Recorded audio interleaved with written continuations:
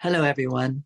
This is Judy Ann McNamara, the founder of MICHE, the Montreal Institute of Classical Homeopathy, an international school of leading-edge holistic homeopathy that has been in operation since 2005.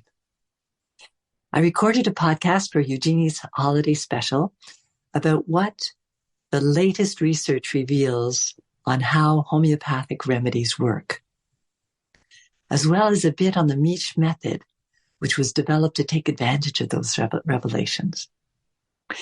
In this second podcast, Adam Fiori, a MICHE homeopath and naturopath, a MICHE teacher, and clinical supervisor with over a decade of clinical experience, illustrates the MICHE method and provides important hints about child case-taking with a very interesting pediatrics case.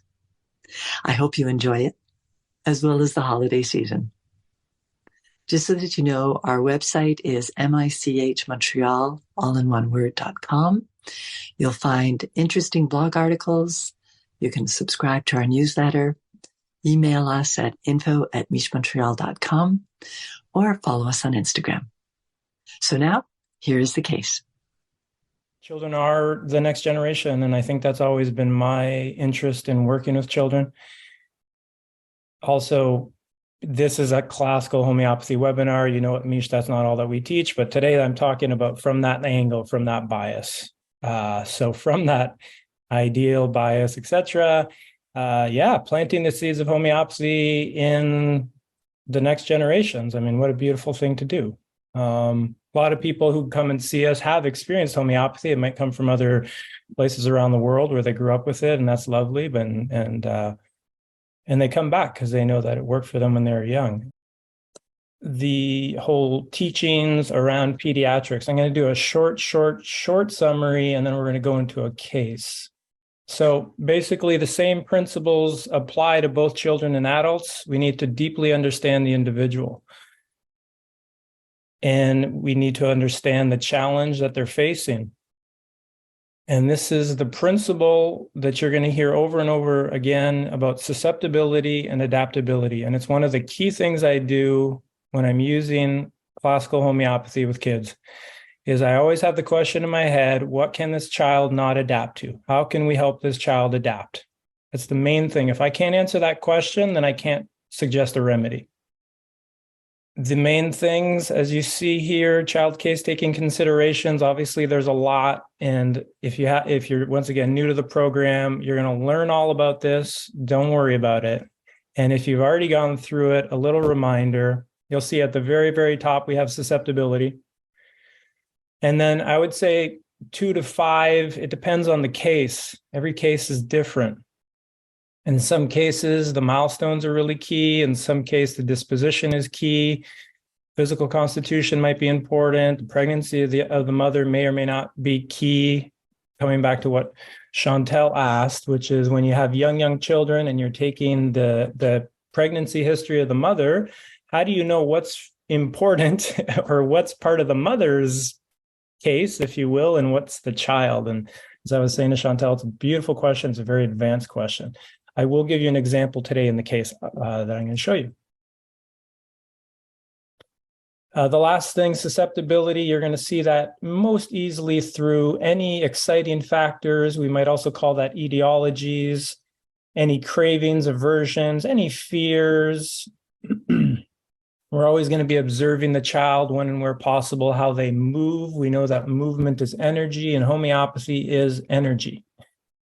It's energy. It's an energetic medicine.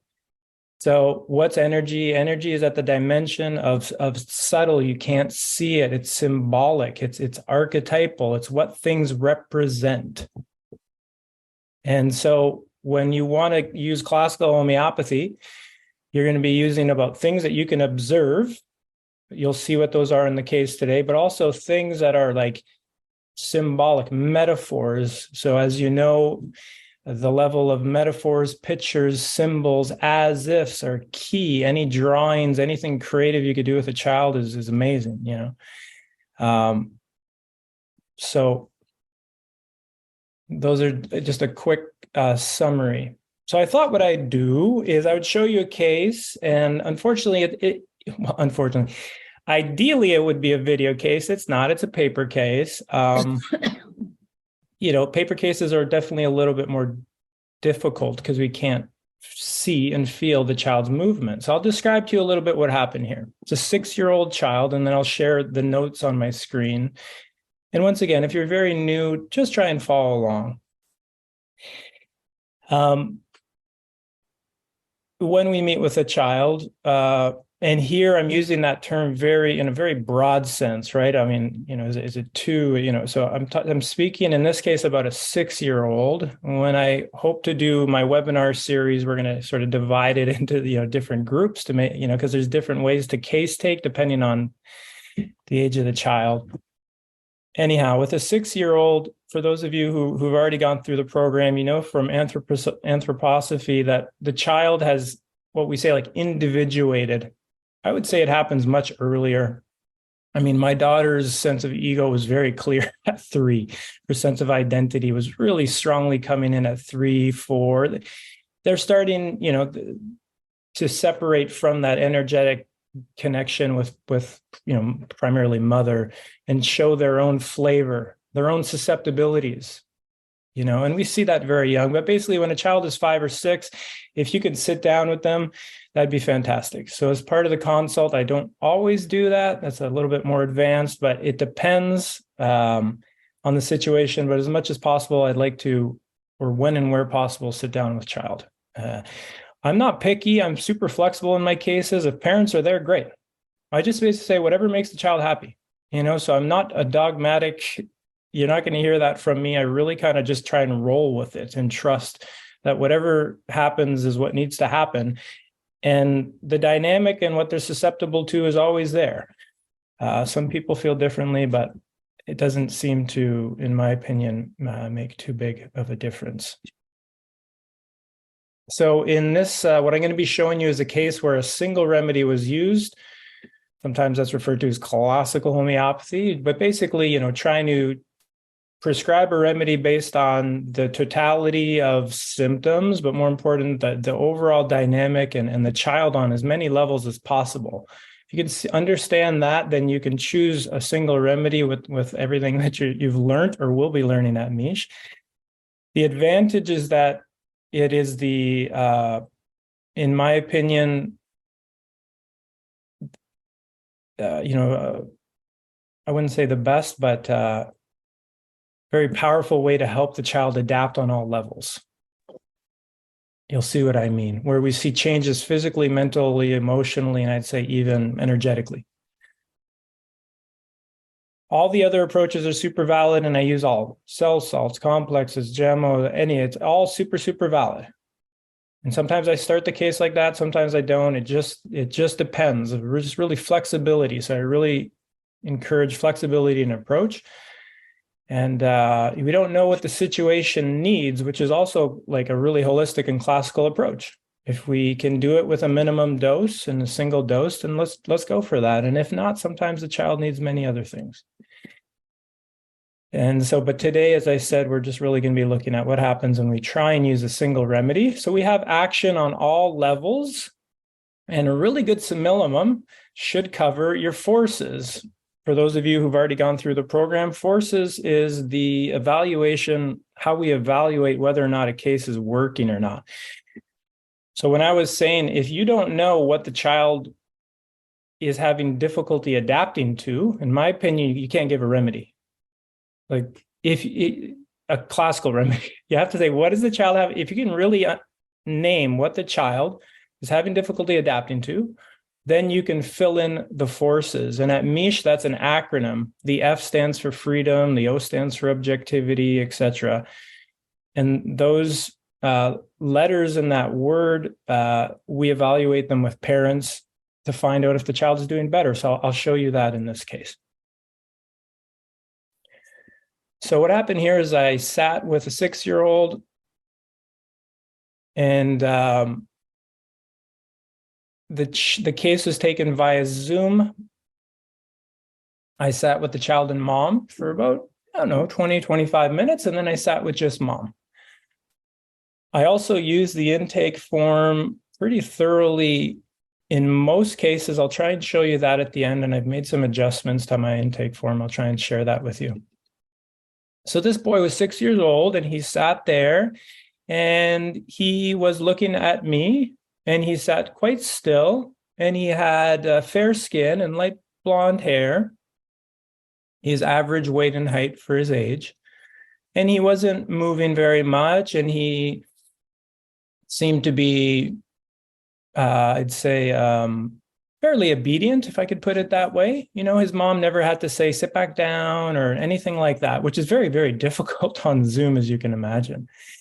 So sometimes what I do if it's a Zoom case is I will say, or if I usually try and speak to the mom one-on-one or the parent or the guardian at some point one-on-one. And I say, describe how your child would have walked into my office. Ideally, they coming into a physical office. And so when that's not possible, you just have the parent tell you. The parent knows. And so coming back to your question, Chantel, when you're asking parents for information, more often than not, I use a lot of the information. And unless there's a real reason why my kind of inner meter tells me that I don't know about what they're saying, and I find that's more rare than common. And so, for example, would the child have their head down? Would the child come straight up to you? Is the child looking at you? Is the child behind mom? Is the child racing and pulling off your books off? So this is the movement. This is the energy of the child. In very simple terms, is the child like an externally, like they're just moving freely, or they're more internal, external or internal? And so this child was sort of still and close to mom, but not hiding behind mom. And, you know, he was sitting there on his own, but he wasn't moving around. He didn't need to be disciplined or anything like that. So that tells us something right away about the child. And it eliminates hundreds of remedies. So even if we're just thinking about 150, 200 polycrests for children, which is also what I tend to do. I'll say that now. I am of the bias that why not try and use those remedies that we know super well? When you go outside the box, it's wonderful, and we often have to, but more often, in my opinion, we don't have to. So I'm not going to go start thinking in numbers and advanced systems, and that just throws you off the mark. Just stay with the energy of the child. So right here, the child's not aggressive, the child's not destructive, the child's not outward in his energy. You just eliminated all the spider remedies, any of those remedies, it's just done. Forget it. There's no way you're going to give that remedy to that child. It's not going to help. No matter what kind of fears they have or anything like that, it would be very rare, even if the child says they're getting chased, they don't like spider, as an example. But this is a calm child. And so you'll see, and then obviously it's whatever we observe, whatever hypothesis you observe needs to be confirmed by the parent. And then that's when it's what I call a solid symptom. So in this case, as per the mom, and I can share all this with you after, obviously this is going to be a lot of information, but just do your best to follow. Try and keep it simple. The mom said that the child is having a lot of anger and frustration. He has a younger sister who I also met, and I would agree with what the mom says. She's quite aggressive. She was one who needed much more of a spider type of remedy, and she would bully him. So here's an example of the child is having difficulty adapting to a sibling who has a different energy than him. He doesn't have that energy at all. The other child does. There's other siblings. He can't handle it. The other siblings don't like how she's reacting, but they're not stuck. This child is stuck. That's what you need to hear. Oh, the child's stuck. He can't handle this outside energy. Okay, which means he can't adapt to it. What does the remedy have to do? It has to give him different ways to adapt to his sister. We're not, so that's the piece that you need to hear there, right? So it's not about whether his sister's behavior is right, wrong, good, bad, whether they need to do something about that is not what we're talking about. Okay, now, yes, that's important. It might be an ongoing maintaining cause. We like to use, but why? So he's got, I think, 4 or 5 siblings. The other siblings are They just walk away from the younger child when she has her tantrums. This kid can't walk away. He gets really affected. Oh, susceptibility, he can't adapt. He's got two options. When a child has two options, or when anybody has two options, it's going to be a problem. It's going to lead to symptoms. So that's what you need to listen to your case. They only got one or two options there. They can't adapt. Those things mean the same thing. That you can't miss those parts in your case. And his two options is that he gets really, really frustrated. And either he screams and sobs, or you'll see a little later on, he feels really like he's the problem. He has he thinks he's the problem, feels guilty and cries, or he'll internalize his anger and stomp his feet and sometimes get stubborn. But that's it. That's all he can do. And this has been going on for a long time, You start to say, oh, well, that's interesting. What's going on there? How come this child doesn't have any other options? So in forces, that's your F. He's got no freedom of response. He's got two options. That's not freedom. That's the opposite of freedom.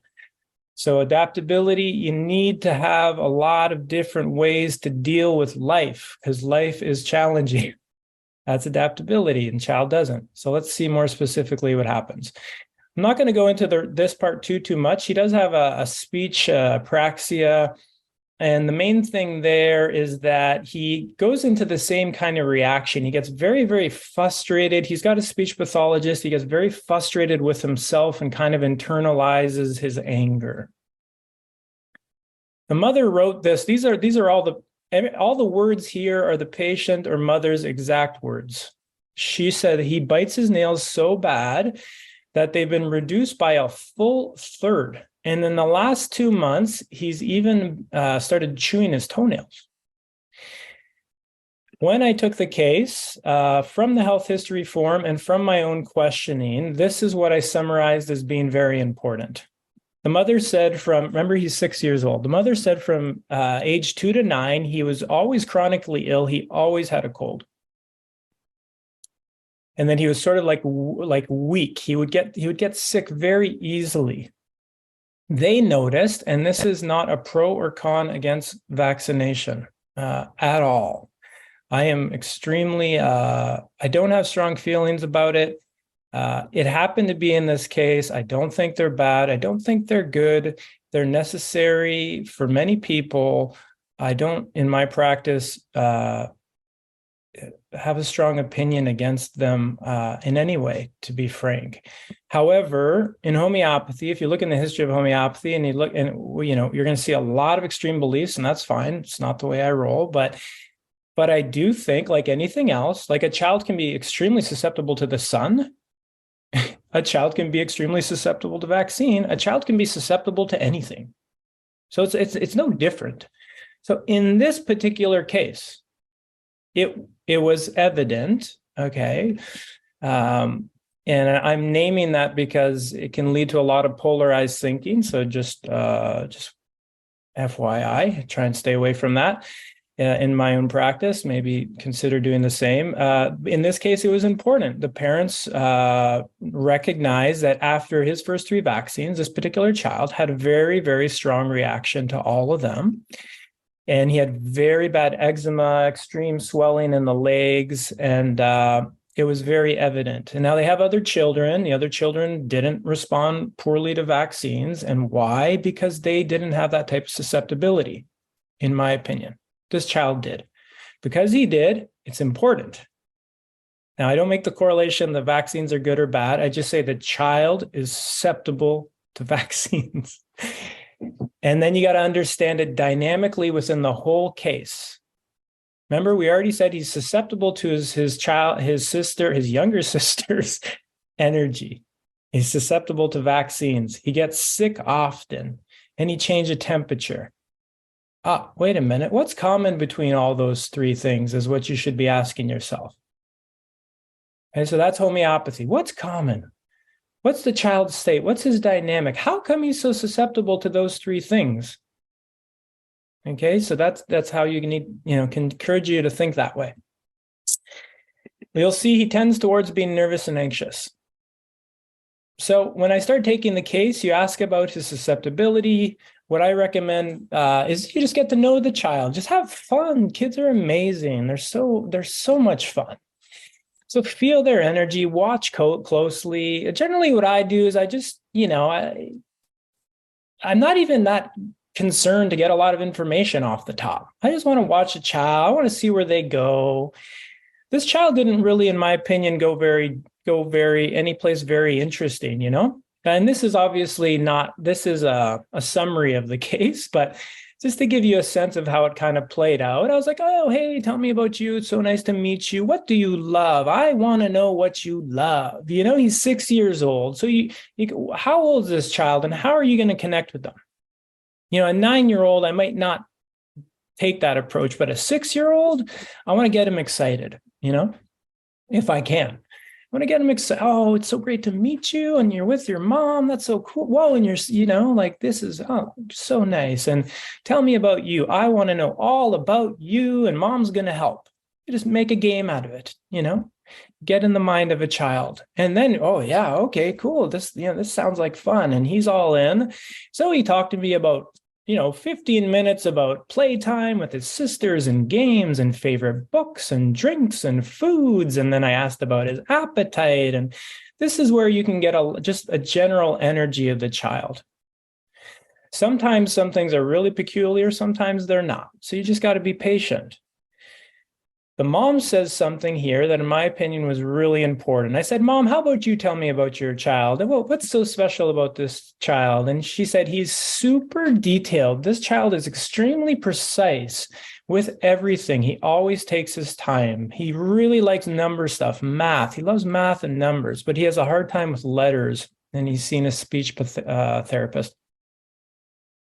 And now I go a step deeper and I want to see, I'm just feeling into how does this child respond to the world around him? Okay, because I'm just thinking about how does he adapt? So in new environments, how is he in a new environment? What happens when he goes to the grocery store? What happens when he goes to school? What happens if he's got to go to a doctor's office?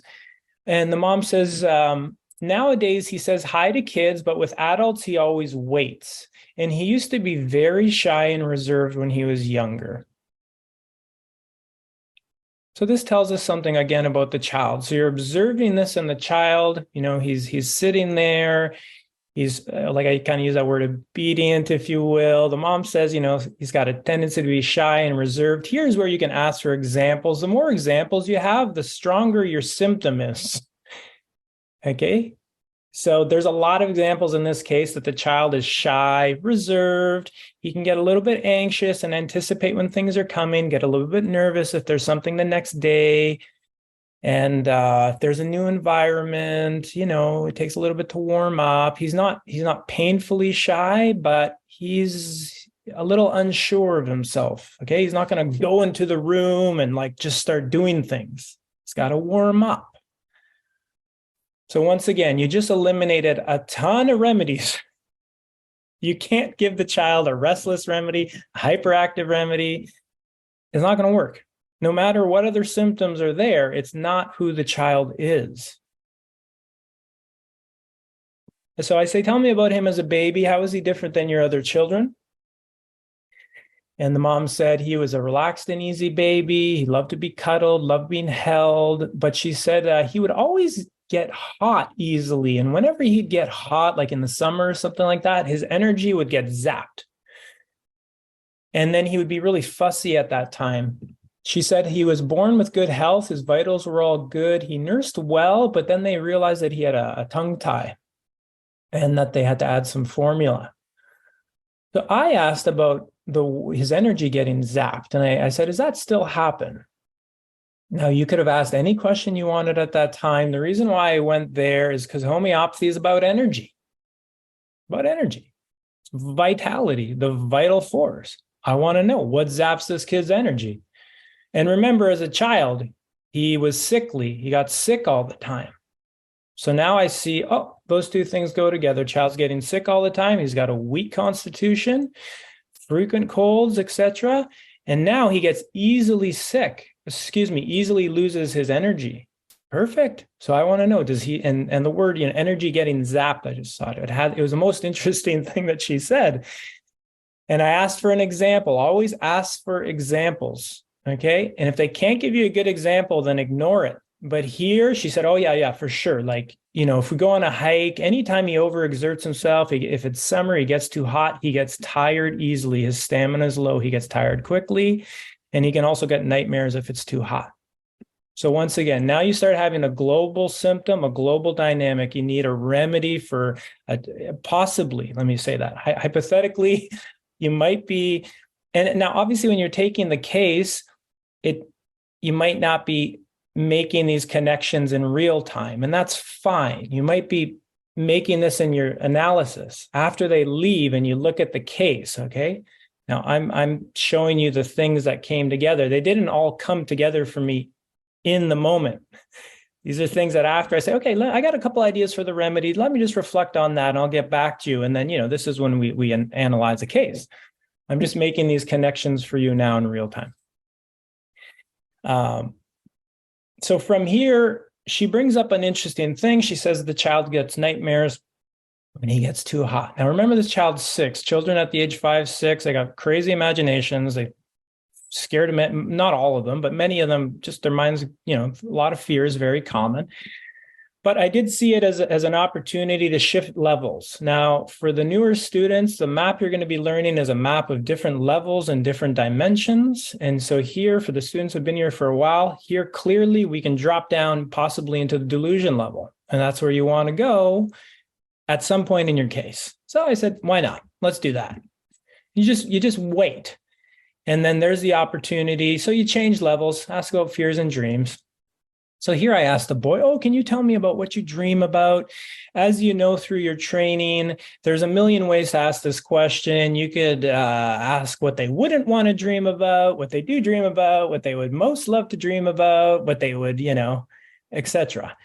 In this case, I don't remember exactly what I said, but basically, tell me about what you dream about and do you have nightmares type of thing. And this is a summary of what the boy said, but these are his exact words. He talked about wolves and then a wolf, and then me and my mom are in the woods and this wolf comes and then I cry for mom. And then in the dream, I run away.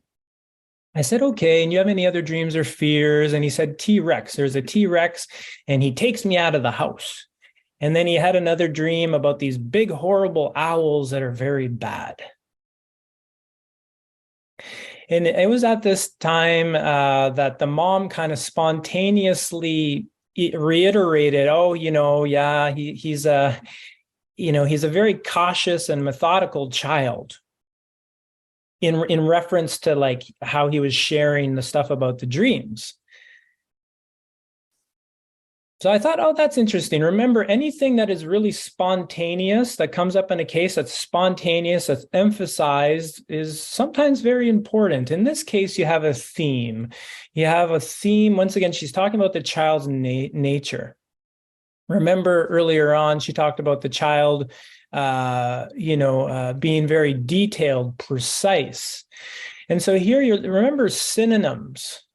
Detailed, precise, methodical. This is the child's energy. He's detailed, he's precise, he's cautious, he's methodical. So now, if we're just thinking about polycress as a homeopath, oh, your life just got way easier. You're down to, if you just want to go with 100 remedies, you got a handful that are methodical, precise, orderly.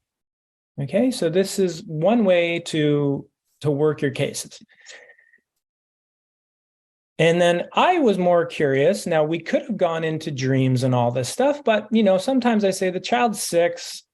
The mom isn't telling me that nightmares are a huge problem. She's not telling me the child's terrified at night. So we could go into dreams, and most of you, I think, would, and at times I would have, but you don't always have to go into dreams and sensation. Okay, with kids' cases, I'm going to say that again, you don't always have to go into the deeper dimensions. What you need to be addressing is what the child is susceptible to. The mom isn't saying my child is terrified. He's scared of everything. I can't leave his room at night. It takes me an hour to put him to bed. And then he cries. And if it was that kind of child, I would have spent as much time as possible at the delusion level. Okay. But in this case, the child has some dreams about some bad owls. And like, yeah, okay. I have some really weird dreams too. So you have to have it in the context of the case. And remember, the child's 6. So I didn't even go there. I wanted to know more about what happens with your sister and to see if he could like tell me anything about what's happening inside of him so I could feel his energy, because that's really what he was so affected by. The boy says, sometimes it's just too much for me. She calls me mean stuff and it really hurts. And at that time, I like cry and I scream. And I tried to ask him a little bit more about that. And what does that feel like in your body? And that's pretty tough stuff for a 6-year-old to answer. This child couldn't really answer that. Some kids can. So I asked the mom, I said, what else does she notice at that times? And when, in other words, imagine you're in that situation and paint a picture for me. Describe to me what he does, And the mom says, well, he could also get very angry and stomp and say no to her, but mainly he internalizes that. I asked a couple other questions about that, but that was kind of the most important thing. I wanted to ask about the biting of nails. The mom said it's pretty much every day. It started when he was 3 or 4 years old, and it mainly started with his sister bullying him. So here you go. That's once again, what can the child not adapt to is his sister's bullying energy. And now this is really key, because when a child can adapt to something, and then they start having a particular behavior, sometimes that's a really key symptom. And so what I would say is, where else does a child bite his nails? Give me specific examples. And so that would have been my next question, because I want to ground myself, is how important is that symptom? How important is that expression? And where is that coming from? What's the principal emotion that child has when they're biting their nails? Is that out of boredom? Is that out of nervousness? When else is it happening? Where is that coming from? So, is it fear? Is it anger? Where's that coming from? And in this case, what came up was the other examples was the child would tend to bite, when he was unsure of himself, basically. And he wasn't sure about himself. So when something angered him, like his sister, but he didn't know what to do about it, but also in public sometimes when he'd get kind of stressed and a little bit nervous about things that were new, he'd start really biting his nails. Now, obviously, it's become a very bad habit, but now I've never heard this in a case, and it's not, it's going to be something that it's a very strong keynote, possibly, is how I would think about that. So if it's a strong keynote or a strong symptom, you need to qualify it. It needs to be grounded in something. And ideally, it needs to be global. So here it's grounded that it's you have the qualities of how intense it is. It comes up with nervousness and anticipation.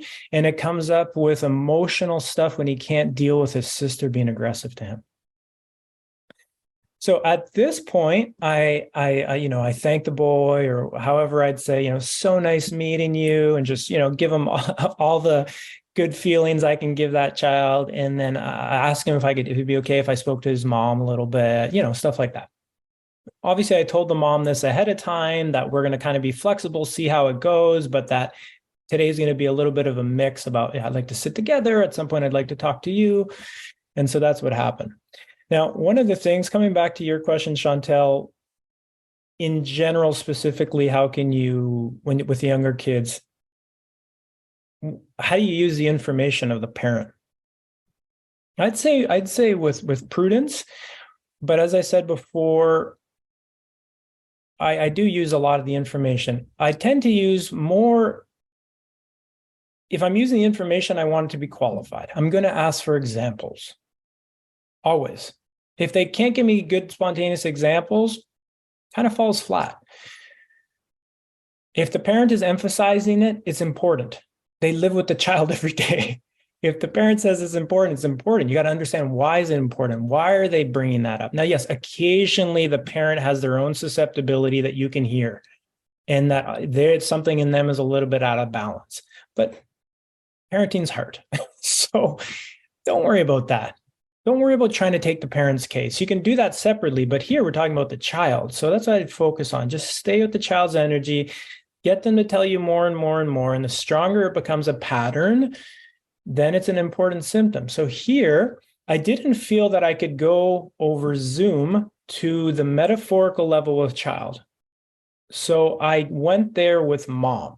Now, I also worked with mom, and I had a sense that mom is able to go inside. She's able to give images, and she really is energetically in touch with her children. And I'd say most parents very much are. And so we're going to use that. So you'll see what I did here is I asked the mom, I said, let's sink into your child, but energetically, dynamically, like inside, And what I always tell patients and parents there is to, the more abstract, the more that it's, kind of, it doesn't need to make sense, that I want them to give me images and pictures. And so what I sometimes say is like, energetically, imagine you're your child, or imagine your child, enter your child's energy, go into their energy. You could speak for your child, and or if you imagine being with that child, how is that child different than your other children? Well, and so parents usually are really wonderful at answering that. And here's what she said. Oh, he's, so she felt into that, and she said he's joyful, he's calm, he's peaceful. He wants to make others laugh. He likes to be in connection with friends. He's very compassionate, very caring. He likes to be nurturing to his siblings, and he likes to take care of things. And he also likes to grow plants too, is basically what she said. So what a beautiful thing to say about your child, right? Now, what I think is that's absolutely wonderful, but there's nothing out of balance in that. So that's great. It doesn't tell me anything that is different than what I kind of perceived and what I heard. And I could see all of that. And that's great. And that's where we want the child to be. We want him to be there as much as possible, just in that energy. But that's not the remedy. It once again tells you that he doesn't need a destructive energy. Remedies, remedy is destructive, whatever, or terrified, doesn't need a terrified remedy or an angry remedy, but that's beautiful. And so I'm not going to spend a lot of time there, because I say that's lovely. And I kind of want to go more to where the child is having difficulty adapting, right? Because you got to give them, if you want to give a remedy, and that's what this webinar is about, I'm not going to spend time there. So I didn't spend time there. I said, what does the remedy have to do? Like, in other words, if we give your child a remedy, what could it help him with? What would make the biggest change for him? And that's kind of a more general way of asking, what does the remedy need? You could say, what does the remedy need to help your child adapt to? Because that's all I'm thinking that anyway. So I just want the parent to be thinking about that too. Because that is homeopathy. What can they not adapt to? That's, okay. So growing plants, beautiful. He doesn't need to adapt to growing plants. He's already doing that. That's great. Being caring, nurturing, compassionate, great. He's got that. But I needed to hear more about the other stuff. And she gave me a great answer. She said, well, the problem is that he just gets so angry. He breaks down. He sobs. He's got these hot, hot tears. He gets all red in the face. And it's as if he's sad and hurt, and he immediately absorbs what others say. And that was really, really key. So she was feeling into, I said, feel into that energy. Imagine you're your son. And she said, it's as if he absorbs what other people say. And she said, actually, it can happen with anybody. It can also happen with his dad and his friend. Bingo.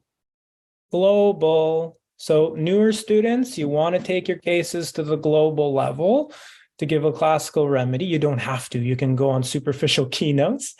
But the Misch method, when we want to try and give a remedy at the deepest level possible, it needs to be global. Global means that the child has the same reaction in different situations that are not related. Okay, so the dad obviously is not having a tantrum and being aggressive with his son. The dad is saying, hey, can you put down that book and, help me get and the child will, So, or with his friend says, no, I want to do it my way. And the child goes into the same state. And that's the state that the remedy has to address. So now we need to fill in the state, because all we're really getting is some emotional stuff. But she said a very important word, in my opinion, because it's dynamic and it's a word of movement. He immediately, and this shows that he has, it's like a reflex. Okay, so no freedom of response, zero freedom of response. He immediately absorbs things. Absorbing is that things get taken in. He takes in, he absorbs. Okay, so that's your dynamic there. He takes in what other people say. And I said, okay, just stay there. Tap into your son's energy. Imagine you're him. Imagine you're him, but very importantly, right in that moment.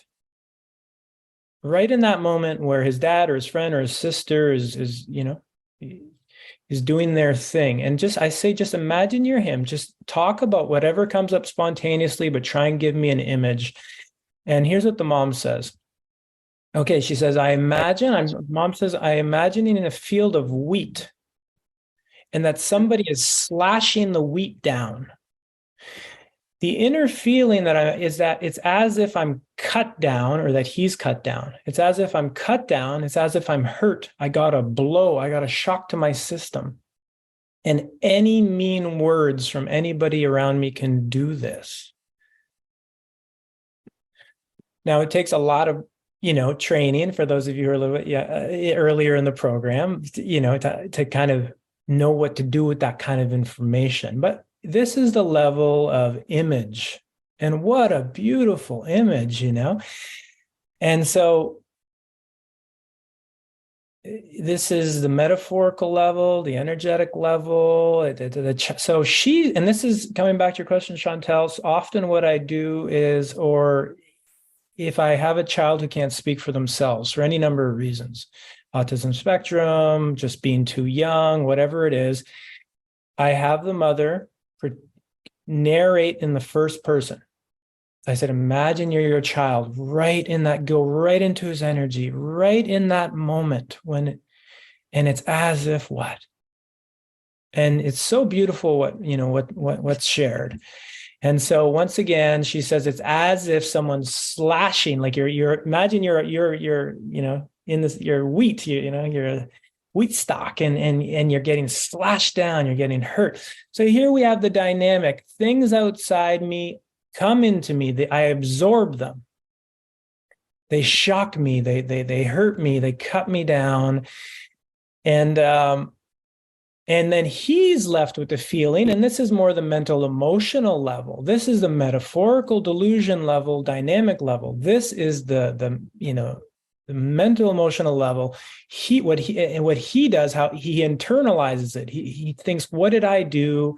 Feels it's his fault. He did something wrong, feels sad, feels guilty. And that he feels hurt and frustrated, and he walks away, and sometimes he pouts and sometimes he cries, but he can't kind of do much more than that. Okay, so this is the case. So now I say wonderful, or time's up. Now there's many things that can be done right now. You take for students who are earlier on, and even if you're not earlier on, and I often do this, I might want to see the child again. You absolutely don't get rid of the ideal that you're going to come to this kind of a remedy after one consult. Okay, that's not, just let that go. Okay, it's not, it doesn't need to be that way.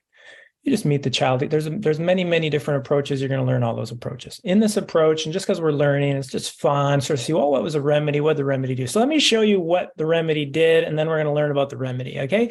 So now this child's been on this remedy. It happens to be for 2 years. That's not always the case either. Sometimes the child just needs the remedy a few times. They move through it and they go to their next stage. Sometimes the child needs the remedy for a much longer time. That's much more advanced conversation.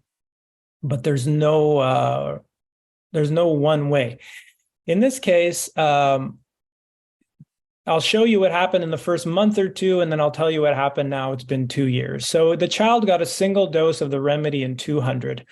I usually ask for an email update from parents.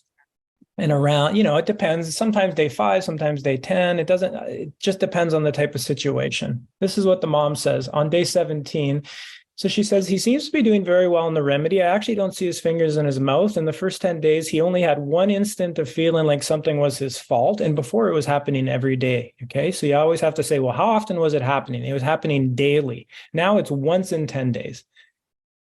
And so she says, overall, his emotional state improved by 50%. Thank you for helping my children, etc., which is, obviously the type of email that, gives you motivation to continue in your work. And that's wonderful. On day 31, usually I would have met with the parent before. In this case, I didn't. I don't quite remember why, but nonetheless, she says, okay, I think we're on the right remedy. And this mother has used homeopathy for a long, long time. So I really trust her intuition. She says that I actually had to cut his toenails today for the first time in years, and his fingernails are looking better as well. And he hasn't had any unexpressed, unwarranted guilt in the last week or two. Okay, so then I recommended another dose of the 200. I then had a follow-up after another month. And this is in person. So this is just a very short summary. This is the patient's words, and this is the forces, our evaluation technique, where we ask for percentages. So the theme of guilt and emotion, 75% better. Fingernails growing, he's not chewing them nearly as much, 80% better. Vitality, remember, homeopathy is an energetic medicine, about energy. He was able to play in the heat because now this was the middle of summer. He's getting way less tired. He seems much less sensitive to heat, 50% better. Speech. He is, she said, trying to enunciate faster than before, but he's still getting frustrated, and she would say that there's no change. So at this point, I say fantastic. I think we have a really, really good match. We just need to give it more time. I changed the potency because there's changes on every level, but the speech hasn't changed. Would I expect to see the speech change with the 200? It depends on the case, but I'm not surprised that it didn't. We just give it more time. So you would give him an MK in this type of case. And then eventually we went to the 10M, and the child has improved on all levels. It's been 2 years. He's doing wonderful. Obviously, there's times when he struggles like any other child. He's in the world. But basically, I just checked in with the mom before this webinar and like a week or two ago as I was preparing this. And she said, actually, he asked me last night to send you a message to say thank you. And when I asked him for what, he said for all the remedies that help us, like the family, which is interesting because I help the family, and he doesn't think about just himself. He thinks about the family. It's interesting. And the mom had just given him the remedy 2 days ago. But basically, they said he's doing really, really well. The way that, if they're not sure, they're going to email me, but usually they need to know he needs a redose if he's in a major transition and if he starts biting his nails again, because he completely stopped. And his speech improved and etc. Obviously, he's getting speech therapy, which is wonderful. And the homeopathy improved his emotional frustration state. If you're getting that stuck and emotional and frustrated, how are you going to be calm, relaxed, and learn? So this is how it works, in conjunction with other therapies. The child's whole inner state relaxes, they can learn. Okay, so either, we homeopathy can't do it all, but it's a beautiful, complement to many other approaches from that perspective. Because the speech therapy is not going to address his frustration and his shutting down. The homeopathy is. So now he's relaxed, he's open, he's not feeling like I did something wrong, and he can learn. So it's not about the remedy at all. I'm obviously going to tell you the remedy. It's fun, whatever. We'll learn a little bit. But what I wanted to get across today, hopefully, is just kind of more the approach, to revisit some of the key ways that we take a case, inspire you about kids' cases, and hopefully when I'm presenting, I'm giving you some ideas about what to do and stuff like that, and how to take the case deeper. I know there's a lot of specific questions, but today's a little bit more general. So, for some of the students who are just starting, really don't worry about what the remedy is. The key thing is about adaptability. The main take home today is that you understand, what is the child not able to adapt to? And you start to hear, oh man, homeopathy can do that. It can address the nail. How does it address the nail? How does he stop the behavior of biting nails? How does he get way less? How does that even happen? And so that's why you're at Mish. So welcome. You got a number of years to help answer that question. And but really, it addresses the inner state. When the inner state is addressed, the child, his whole inner energy, his whole nervous system just relaxes with the world around him. He relaxes with the world around him, and then he has more freedom of response. And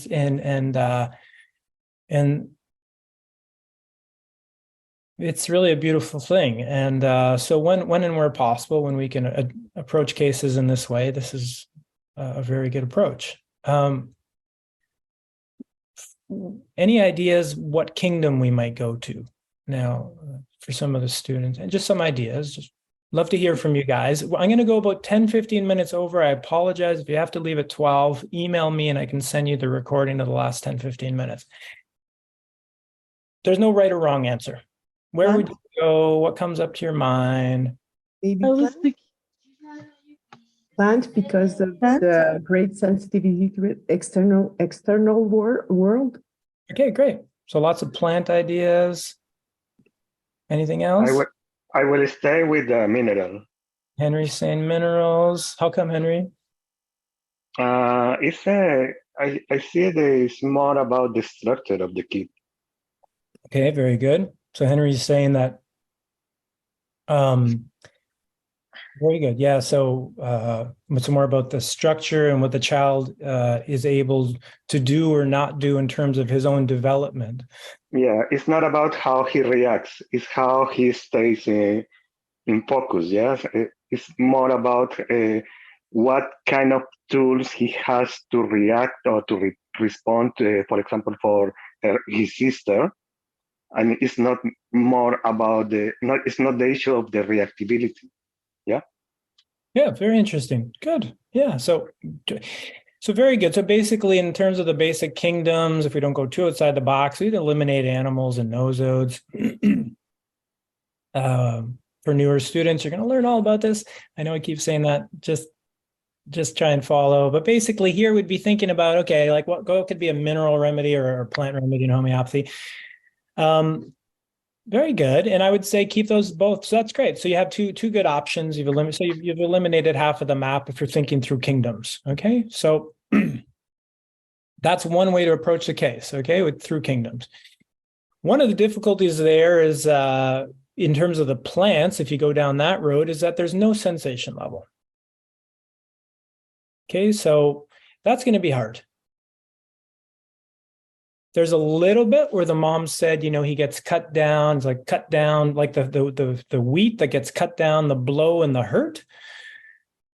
But that's really all you got to go on. So you can go to ranunculaceae, ranunculale, like, compositae. Remember, if you're thinking compositae or stuff like that, they're way too advanced. Compositae is row 6 remedies. Okay, so just forget about it. That's not going to work. This child is not that. The row 6 remedies are about autonomy, authority, power, leadership, responsibility, pressure. No, this child's not there at all. So those types of remedies, those plant remedies aren't going to work. So that's when, if you start using Sankaran schema with this kind of case, you might give the wrong remedy. So I wouldn't use it. And that's often what I would recommend. So with child's case, you better be flexible. And if anything, I might a little bit go down Henry's thinking, which is, okay, I can't really go with the plants because I don't have enough sensation. And I can't use any of the advanced plant maps, in my opinion, because once again, it's not really about being emotionally wounded, emotionally hurt. Yes, the child gets hurt emotionally, but that's not the whole dynamic in the whole case. Generally speaking, the plants get shocked. They're so sensitive. They're emotionally hurt. And then there's a lot of sensations. And then you go to the plants. Here, if we look at the whole dynamic in the case, it'd be hard. There'd be some things we need to overlook to go to the plants, basically. So, for example, what I was emphasizing, the child's nature.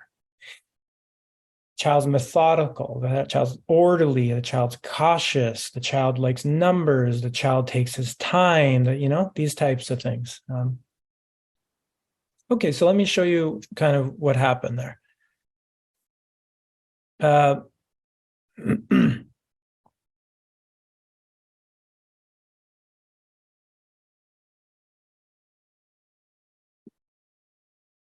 Just 1 second.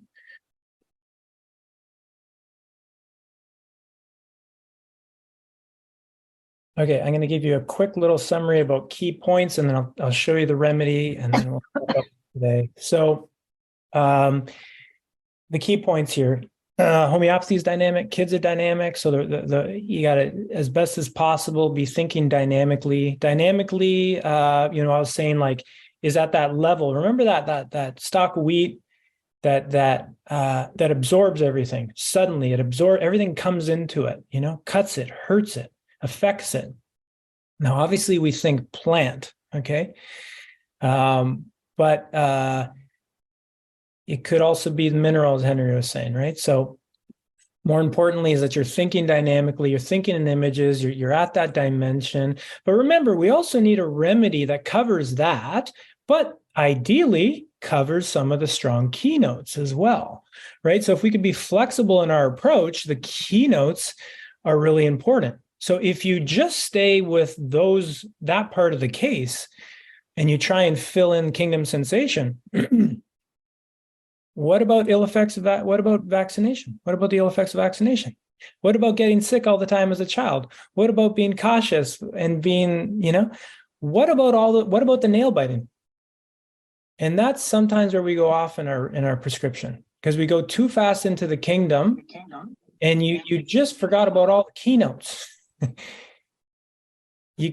So if you're going to go to a plant, you need a plant ideally that covers those things. And that's going to, so the other way to think is, what's a remedy for a child that covers those strong keynotes, addresses his nature, methodical, cautious, timid, anxious, careful, and addresses that absorbing, everything absorbs. So what happens? So now if you what happens with the sister? And mean words, absorb them. What happens with the vaccine? Absorb them. What happens with getting sick all the time? The environment. So he's weak. It's a weak constitution. He can't stand up firm. Right? He gets cut down easy. He's not firm. And so that's the hint for the mineral kingdom. So with these types of cases, kids' cases, I rely heavily on keynotes. And Sarah, you had that question, and that's what I mean. By keynotes, I mean strong symptoms. And this is what we talked about today, always thinking about the child. What are they susceptible to? What's the child's energy like? The etiology and the circumstances, very important, but it's not a cause and effect, as we know, because it's not a dualistic approach, but it is still very important. And since it's information, we can use it at that level, knowing that it's part of a bigger dynamic. So for example, the child, so if you wanted to repertorize, a couple things. This is a case where I'd repertorize vaccination, ill effects from vaccinations. And then try and see what in those remedies covers the rest of the case. And in a child's case, those are going to be your polycrests. And if you could start there, why not start there? Why would you go into the plants and get lost in the thousands of plant remedies?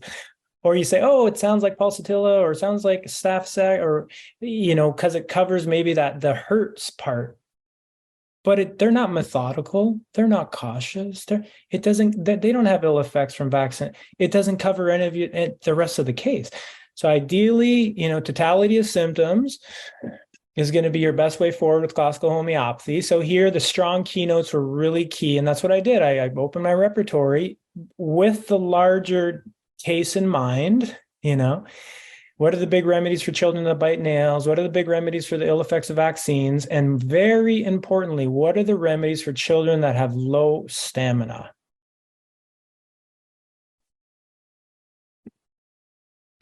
So I'm going to share a little short video about the remedy. And this is about the first aid use of the remedy. It's like 30 seconds. And it's from a wonderful teacher, Misha Norland. And he's got a lot of these really cool little videos, and he just talks about the energy of the remedy. You can find them online very easily. And here he's talking about just Cilicia. And mainly he's talking about them in first aid. But remember, anything in first aid tells us something deeply profound about the remedy. So let's see what he has to say about the remedy that the child got, which was Cilicia. And then I'll tell you how it relates to the rest of the case.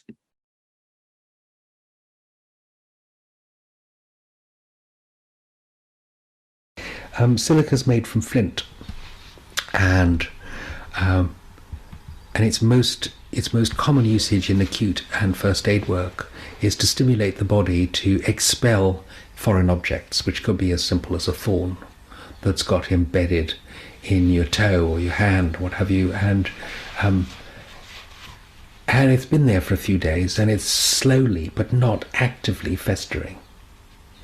And the remedy just helps that festering process to speed up, and out will pop the thorn in a pocket of pus, and that'll be the end of the story. It'll heal over. I mean, that's an effective response to that situation, and the silica individual doesn't have the power to do that. So expulsive power is lacking. That's its most common first aid usage. A beautiful minute on the remedy. So now it's made from flint. Sorry about that. And so now, thinking in homeopathic terms, and those of you who've imagine if you were listening to Misha Norland speak, what's the dynamic in what he said? What are the words of motion? Expelling. Outward. Doesn't have expulsion power. So this, right? Expel. Outward. He can't get it out. What's the opposite of that? It goes in. Absorb. Absorbs fast. It goes in. Doesn't go out. It's all stuck. That's what happens. So Cilicia is it's one of the ways you can understand the remedy dynamically. And obviously I've seen this remedy over and over, and it's always helpful to see a case example. And here, as I said, so the low stamina, things easily coming in, is part of the whole dynamic state of the child. And so we learn a little bit about the remedy now in terms of when we use it in more chronic situations. As was said there, silica or cilicia is flint or crystal. It's one of the main components of glass.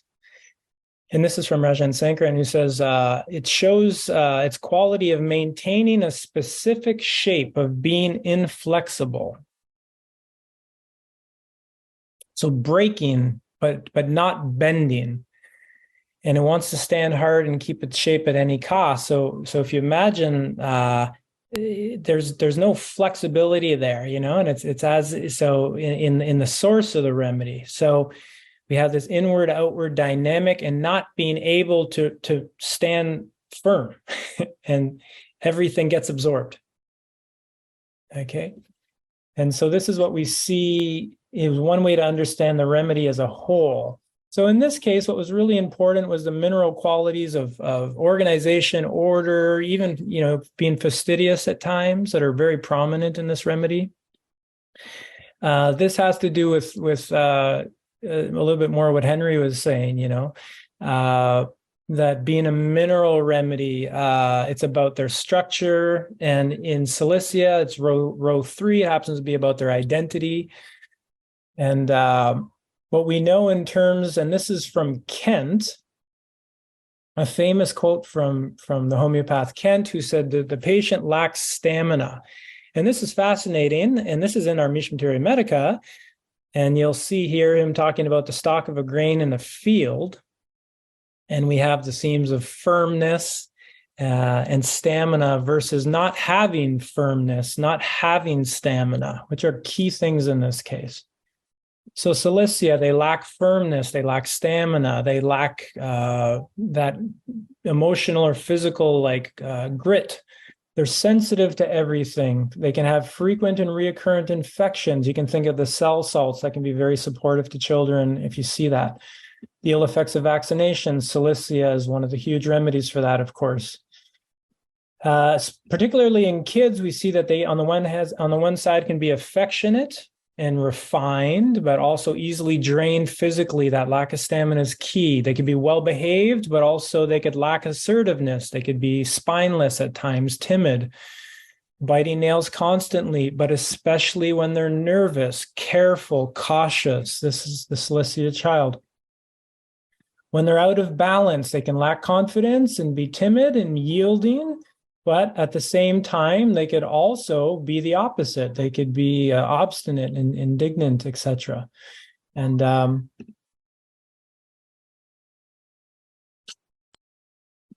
there's obviously your whole life to learn about Cilicia. But this is, in some ways, Sarah had a question around the keynotes. And this is what I mean by the keynotes. So it's a remedy that, those are the strong keynotes.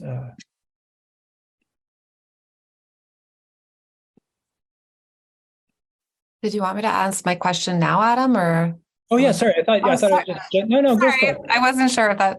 I thought that was the question. No, I have a specific question about keynotes, actually, because it's a way that you presented the case that I hadn't really looked at it that way before. But particularly with child cases, I find so often that's when the parents come is because there's a particular thing like the nail biting, like there's something very present, and I have a child case where it's chronic migraines and OCD style behavior that's now creeping in. So my question is when, pardon? How old is the child? Around 10. But the OCD behavior, first it was the chronic migraines, and then the OCD behavior has been kind of creeping in now. It wasn't necessarily prominent before.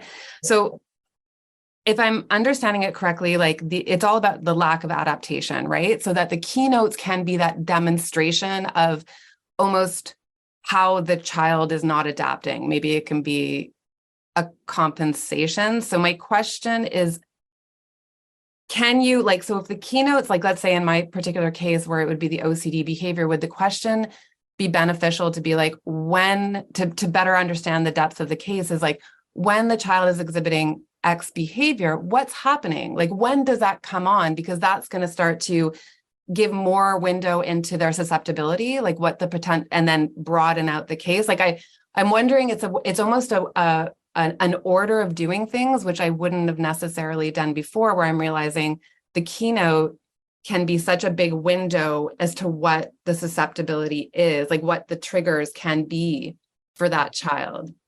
Beautiful. I couldn't have said it better myself. Yes, for sure.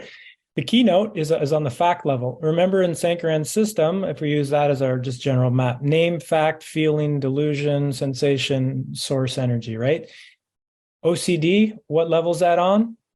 Name. How important is it?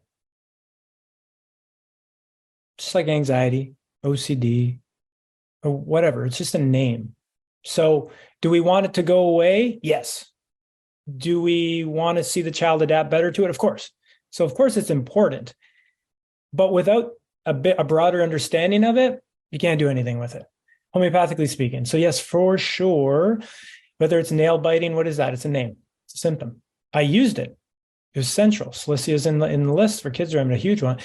But that's not without the deeper understanding, well, why wouldn't I have just chosen one of the other 20 ones? So it's sort of like the migraines, or it might be important, for example, to repertorize or to look up, get a complete symptom, of course. But especially what would help you really know is what was going on in that child's life when that started. When does the child get the migraines? And I'd be more interested in what is the child having difficulty adapting to at that period, or when the child gets the migraines, than the migraines, but also not overlooking this, the information of the migraine.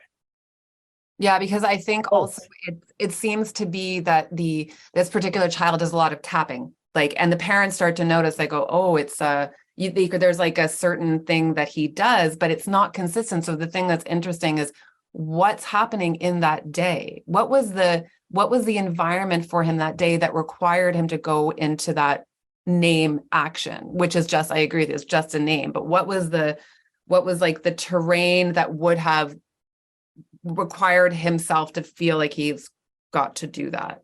Very good. Now I'll just add one other thing, because it's still very easy from what we just said to think in terms of cause and effect. So I'm just going to add in one other thing. You have the symptom, like let's say OCD, migraine. You have what was going on in the child's life, or what etc. But if you stop there, you're in cause and effect. That's not homeopathy. Or let me rephrase that. What we encourage at Mish is to understand things in a more holistic way. And when you understand the bigger container, you can absolutely use that information. You can use all the data. You can think in those polarities. However, the one thing to add is, who's the child? Who's the child? What is their energy? It gives you the framework to think holistically. And ultimately, that's what you need to include that. Because if you're just on those two top levels, it can be a little bit superficial. You can get confused. You know what I mean? So always in the context of, let me put it another way. Parents come, they got a problem. Child's got a problem, or else they're not coming. Generally. That's great. If you just focus on the problems and when they started, you have a one-sided case. So like in my case, for example, I want to know about the child. What does the child love? What is his energy like when he's happy? How is he with other people? That has nothing to do with nail biting. That has nothing to do with his anger, or so it's that level. So that's, I would say, if we just break it into 3 levels, there's going to be the problem. They're going to have a problem. There's going to be a name. It's going to be on the name fact level. You can easily get to the emotional level. You can easily get to the etiology level, circumstances level. And it's super important, obviously, a lot of strong keynotes there. But that has to be within the context of, who's this child without those problems? And so that's sometimes what we forget to do. We just get so into the information and we got to fix the problem. But at some point when cases, whether it's children or adults, I just say, forget about your problems. I don't want to hear about them no more. Tell me about you. Tell me about you, or tell me about your child.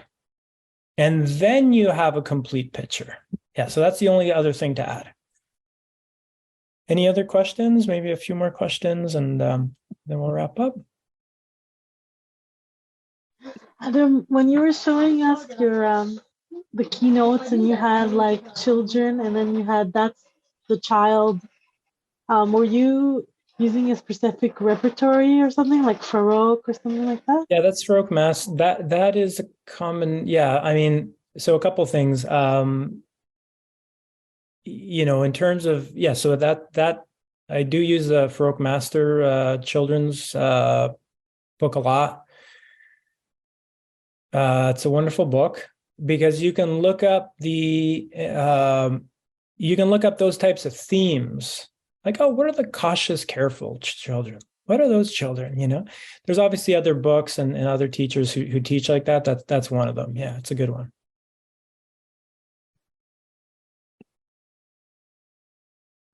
Sophie, you were asking, hi, Sophie, you're asking, is there a good reference for children polycrust remedies? Yeah, the first thing is, yeah, definitely review. That's a really good question. Maybe I can post some things to the Google site, you know.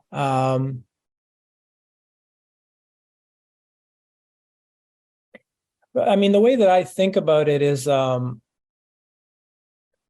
the Froke Master, there's a couple other ones, obviously. And if you look, you know, that are really pediatric specific.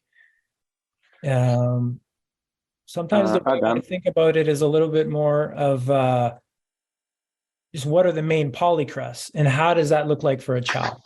The phosphorus child, silicate, you know, what, and so the Froke Master is nice in that sense because he kind of gives you, I don't know how many remedies, just as an example, the 100 or so remedies that are very often used for children, and he's going to be speaking, you know, very commonly how they, the flavor of the child. Yeah, I think even if you just look at like, if you look that up and look at the table of contents, and those would be very common remedies for a child. Adam, one day you recommended me the Grand George book for children. Yeah, did you find that helpful? Yeah, I got it. The only thing is it stays only in the physical level. So yeah, the Grand George, I mean, you know, he absolutely phenomenal pediatrician, French pediatrician, and homeopath. Obviously, in France, he's a French homeopath pediatrician. But you know, it's yes, you know, that's what I find. There's not, you got to use a number of different sources. yeah. He also brings in the soul level. In this case, maybe I'll mention that a little bit. You know, if it's important, you can't use all the, how do I say that? Well, I guess I'll go back to what I said before. I tend to nowadays just kind of roll with the case. And is the soul, is that important in this case? Is the striving, is that, in this case, it didn't seem like what was presenting itself. That's not what was coming up, you know?